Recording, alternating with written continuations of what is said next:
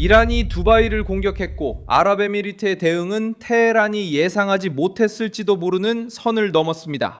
2026년 4월 30일 목요일, 이번 위기는 단순한 군사적 문제를 넘어 석유, 자금, 그리고 이란 정권의 경제적 생존의 중심으로 들어섰습니다. 몇 주 동안 드론과 미사일이 아랍에미리트 지역을 공격한 끝에 아부다비는 강경한 결정을 내렸습니다. 오펙과 오펙 플러스에서 탈퇴한 것입니다. 아부다비는 미국과 이스라엘과의 협력을 강화했고 이란이 제재를 피하기 위해 사용하는 금융망을 차단하기 시작했습니다. 이 모든 내용을 곧 말씀드리겠지만 지금 바로 채널을 구독하셔야 계속해서 실시간 정보와 최고의 저널리즘 품질, 그리고 밀손 알비스 뉴스의 신뢰도 있는 기준으로 소식을 받아보실 수 있습니다. 가장 중대한 결정은 아부다비에서 나왔습니다. 정부는 2026년 5월 1일부터 오펙을 탈퇴하겠다고 발표했습니다. 이는 오랜 석유 그룹과의 관계를 끝내고 자국의 이익에 따라 자유롭게 생산할 수 있는 권리를 얻게 된다는 의미입니다. 사실상 이는 직접적인 메시지입니다. 이란의 공격과 호르무즈 해협의 긴장 이후 아랍에미리트는 더 이상 이란이 정치적 영향력을 행사할 수 있는 구조에 얽매이고 싶지 않습니다. 공식 성명에서는 이번 조치를 국가 이익, 에너지 안보, 그리고 카르텔의 제약 없이 시장에 대응할 수 있는 능력을 지키기 위한 것이라고 밝혔습니다. 이 움직임은 걸프 전역에 영향을 줍니다. 아랍에미리트는 평범한 산유국이 아니기 때문입니다. 이 나라는 세계 시장에서 영향력이 있으며 전략적 항구와 워싱턴과의 강한 유대를 지닙니다. 아부다비가 오펙기가 결별할 때 단순히 배럴에 대해서만 말하는 것이 아니라 깨진 신뢰에 대해서도 말하는 것입니다. 정부들이 테헤란과 공개적인 단절을 피하기 위해 공존하려 했던 옛 지역 질서는 이란이 경제 중심지, 공항, 에너지 경로를 압박의 대상으로 삼으면서 무너지기 시작했습니다. 그 이유는 공격에 있습니다. 이란, 미국, 이스라엘 간의 전쟁이 시작된 이후로 아랍에미리트는 이란 영토에서 날아오는 드론과 미사일의 파도에 대응해야 했습니다. 아랍에미리트 국방부는 4월 6일 자국 방공망이 이란이 발사한 12발의 탄도미사일, 2발의 순항미사일, 그리고 19대의 드론을 요격했다고 밝혔습니다. 아부다비에 따르면 공격이 시작된 이후로 지금까지 519발의 탄도미사일, 26발의 순항미사일, 그리고 2210대의 드론이 요격됐다고 합니다. 인명피해도 컸습니다. 221명이 부상을 입었고 민간인 10명이 사망했습니다. 두바이는 이러한 변화의 상징이 되었습니다. 이 도시는 항상 사치, 비즈니스, 그리고 안전의 전시장으로 보여졌습니다. 하지만 전쟁은 그 이면의 냉혹한 현실을 드러냈습니다. 독립적인 보고서들은 국제공항 주변, 푸자이라 항구, 그리고 유동인구가 많은 건물 등 민감한 지역에서 사건이 발생했다고 지적했습니다. 벨링캣은 전략적 장소에서의 피해를 보여주는 영상과 위성사진을 확인했고 일부 사건들이 당국에 의해 더 완화된 형태로 발표되었다고 밝혔습니다. 걸프 지역에 대한 메시지는 분명했습니다. 이란은 두려움을 이용해 아랍에미리트의 경제적 성공을 겨냥하려 했습니다. 테헤란의 논리는 위험했습니다. 미국이 주도하는 해상 봉쇄의 압박을 받고 경제적으로 숨이 막힌 정권은 전쟁의 대가를 퍼뜨리려 했습니다.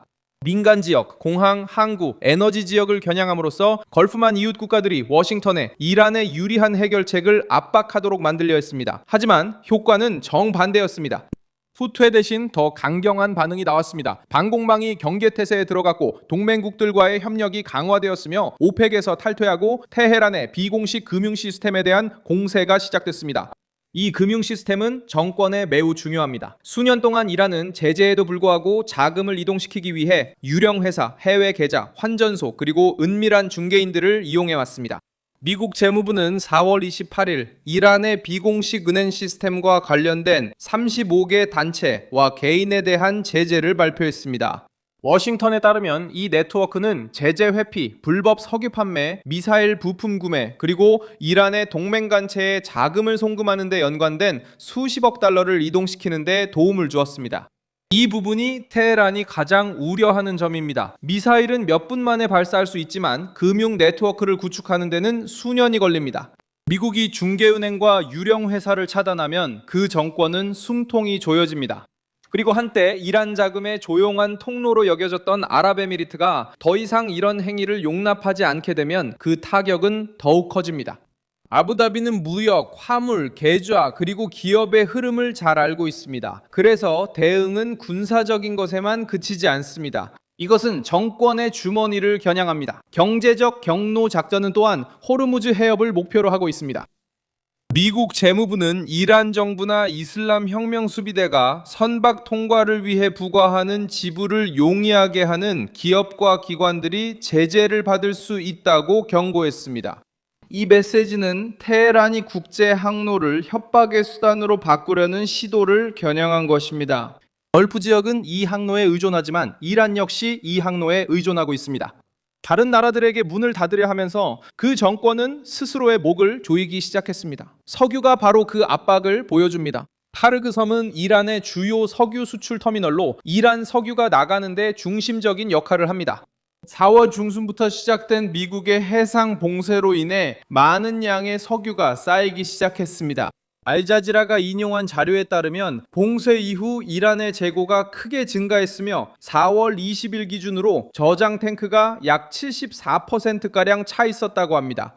스콧 베산트는 이란의 해상무역을 제한하는 것이 정권의 주요 수입원을 직접적으로 겨냥한 것이라고 밝혔습니다.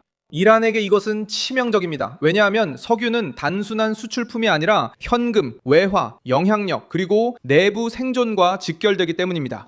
판매가 잘 이루어지지 않으면 정권은 수입 능력을 잃고 동맹국을 지원하거나 안전망을 유지하거나 정치기구를 유지할 수 있는 능력을 상실하게 됩니다. 그래서 두바이에 대한 위협은 테헤란 입장에서는 협상을 강요하는 방법처럼 보였을 수 있습니다.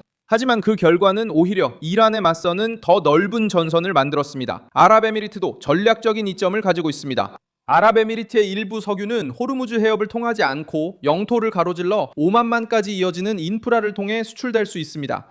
이 경로에는 한계가 있지만 해협에 대한 직접적인 의존도를 줄여주고 아부다비에 이란이 가지지 못한 여유를 제공합니다. 테헤란이 봉쇄를 위협하는 동안 아부다비는 해상 통로가 다시 원활하게 작동할 때 생산을 더 늘리고 시장 안정화에 기여할 수 있음을 세계에 보여주려고 합니다. 미국은 이 계산에서 중심적인 역할을 하는 세력으로 등장합니다. 트럼프 정부는 미국의 탈퇴를 환영했습니다. 미국은 중기적으로 에너지 의존도를 줄일 수 있는 가장 큰 역량을 가지고 있습니다.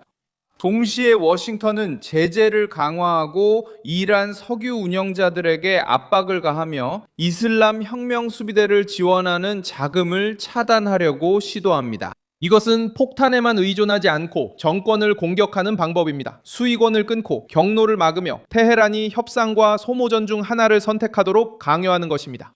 합의 이후 아랍에미리트는 공개적으로 이스라엘과 가까워졌고 이것이 이란 정권을 자극했습니다. 전쟁은 이미 일어나고 있던 일을 가속화시켰습니다. 걸프 국가들은 이스라엘과 미국을 이란의 미사일과 드론에 맞서는 방위 파트너로 여기기 시작했습니다. 이란은 이러한 밀착을 응징하려 했지만 결국 아부다비가 왜 이런 보호망을 찾고 있었는지 확인시켜주는 결과가 되었습니다. 이란의 에미리트에 대한 위협은 협박과 함께 이루어졌습니다. 정권과 연관된 인물들은 아부다비가 워싱턴과 협력해 새로운 공격을 준비하고 있다고 비난하며 교훈을 주겠다고 약속했습니다. 하지만 이 메시지는 예전만큼 효과가 없습니다. 민간 지역과 경제 중심지를 겨냥한 공격 이후 아랍에미리트 정부는 이란이 도발하고 위협하고 물러섰다가 다시 걸프만의 금융 무대로 돌아가려는 예전 방식을 더 이상 받아들일 생각이 없어 보입니다. 그 영향은 두바이와 아부다비를 넘어섭니다. 바레인, 쿠웨이트, 오만, 카타르, 사우디아라비아, 아랍에미리트로 구성된 걸프 협력회의는 이란이 호르무즈 해협을 통제하는 것에 반대하며 항로를 지나는 선박에 대한 요금 부과에도 반대 입장을 밝혔습니다. 이것은 테헤란의 고립이 워싱턴에서만 비롯되는 것이 아님을 보여줍니다. 끊임없는 위협 속에서 살아가는 비용을 잘 아는 이웃 국가들 사이에서도 불편함이 커지고 있습니다. 결국 두바이에 대한 공격은 이란 정권의 전략적 실수였을 수 있습니다. 이란은 아랍에미리트를 겁주려 했지만 오히려 정권이 가장 취약한 부분을 정확히 겨냥한 반응을 불러일으켰습니다. 아부다비는 테헤란이 넘지 않기를 바랐던 정치적 선을 넘었습니다. 오페크에서 탈퇴했고 비공식 네트워크를 단속했으며 겉보기의 안정을 위해 이란의 위협을 묵인하던 시대가 끝나가고 있음을 보여주었습니다. 이 영상에 좋아요를 눌러주시고 채널 구독도 해주세요. 그리고 영상이 끝나면 댓글도 확인하셔서 밀소니아노 커뮤니티와 더욱 활발하게 소통해보세요. 알베스.